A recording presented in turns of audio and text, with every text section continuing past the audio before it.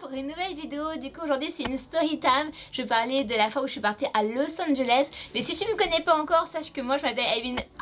Je suis une amoureuse des couleurs. Je suis là pour t'aider à devenir une personne arc-en-ciel, c'est-à-dire une personne colorful, colorée. Commençons.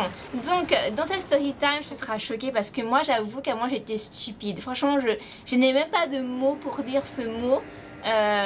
C'est de la stupidité. Mais merci, les années m'ont rendue plus mature. Je suis devenue plus mature parce que maintenant j'ai pris conscience de la bêteté. Voilà, j'avoue.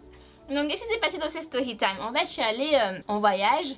Donc j'étais à Los Angeles, mais avant d'aller à Los Angeles j'étais à Chicago. Donc moi j'étais partie à Los Angeles, je n'avais rien payé parce que j'étais partie avec une famille. Du coup j'avais postulé pour un travail de nanny à Londres. Heureusement ou malheureusement pour moi, la famille m'avait choisi et du coup ils demandaient si je pouvais venir avec eux en voyage pour un mois. Donc 2 semaines à Chicago et 2 semaines à Los Angeles. Et moi je me suis dit waouh, quelle opportunité incroyable de partir loin de Londres. Ça n'a jamais été mon rêve d'aller à Los Angeles ou aux États-Unis, mais pas du tout. Mais si on te propose de travailler, tu gagnes de l'argent et en plus tu voyages gratos, je pense que tout le monde dirait oui. En tout cas moi j'ai dit oui, j'étais complètement sous le charme. Avec les enfants ça se passait bien au début, c'est qui était une catastrophe après, mais je ne parlerai pas dans cette vidéo parce qu'elle va faire 3 heures tellement j'ai des choses à raconter sur le sujet. Donc me voilà maintenant à Chicago. J'avais un seul jour de repos, donc c'était le dimanche ou le samedi, donc moi je pars à Chicago toute seule. Donc il faut savoir que c'était pas à Chicago, c'était dans un village, on va dire ça comme ça, et du coup j'ai dû prendre le train pour vraiment aller à Chicago dans la ville. Me voilà toute seule en plein milieu de nulle part, je connaissais personne. Et j'avais envie de faire du shopping et dans la rue, par ma très grande sagesse, je vois un garçon m'assurer, un mignon garçon, et du coup je dis ouais, toi si tu veux m'indiquer son magasin, je voudrais faire des courses. Et du coup il m'indique, on va dans le magasin, il m'indique où ça se trouve et finalement il me dit, enfin il me propose de rester avec moi. Et moi je me dis waouh, une super opportunité d'avoir un Américain avec qui je passe toute la journée et qui me fait justement le tour de la ville. Et du coup on allait faire le shopping ensemble et je vous assure tout le monde croyait qu'on était ensemble, qu'on était couple, en couple. Il m'aidait à choisir mes vêtements.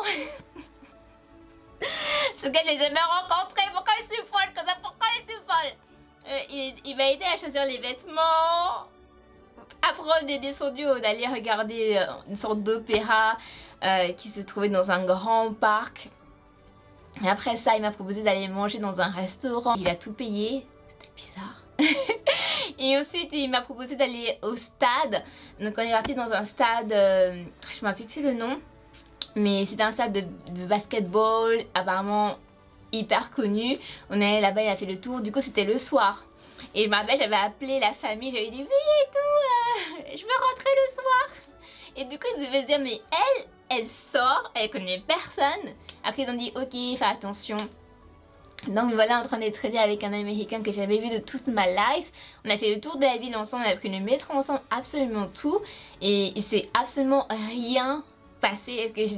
C'était la première et dernière fois que j'ai vu ce gars. Et ça fait bizarre parce que maintenant que je prends du coup, je me dis que je suis tombée sur la bonne personne. Parce que imaginez, je serais tombée sur, je sais pas, sur un autre gars.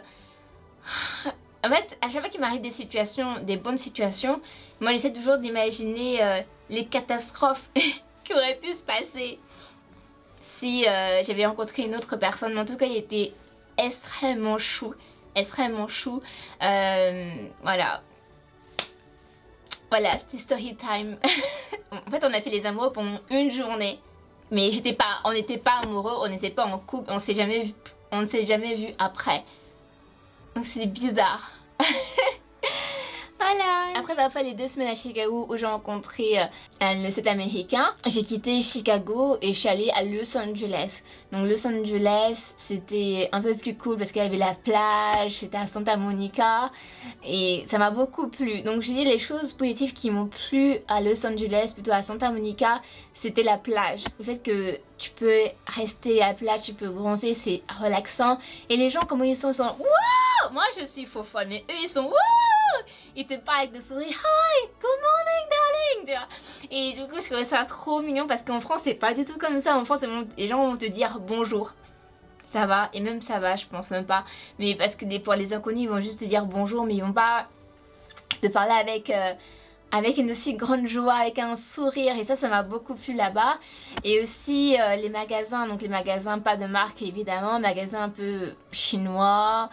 Ça coûtait pas cher, donc j'ai fait des courses extraordinaires là-bas. Je me suis acheté de ces choses extraordinaires, j'ai acheté des cadeaux pour mes amis, c'était la fête. Et aussi les restaurants coûtaient pas cher. Du coup je me suis fait des restos, j'étais contente. Après le point négatif aussi c'était que j'étais toute seule. Donc j'ai tout faire toute seule, j'étais à la plage toute seule, j'allais au restaurant toute seule, je fais beaucoup de choses toute seule, c'était un peu boring. Mais ça m'a plu, c'était relaxant. Les choses négatives qui m'ont vraiment très, je vais pas dire déçue, mais qui m'ont fait un peu un choc, c'est le nombre des SDF. Je sais qu'en France il y a des SDF, je sais. Mais là-bas je crois qu'il y avait plus d'SDF, il y a tellement de personnes qui étaient par terre, sous la chaleur, en train de demander de l'argent ou demander un peu de nourriture. Je me souviens encore de cette famille que j'avais vue à Chicago lorsque j'ai pris le bus. Donc moi j'ai pris le bus pour visiter Chicago, sous la pluie, super. Et je m'en souviens encore de cet homme qui était en train de faire la manche avec ses 2 filles. Donc il y a une pauvreté de l'extrême quoi.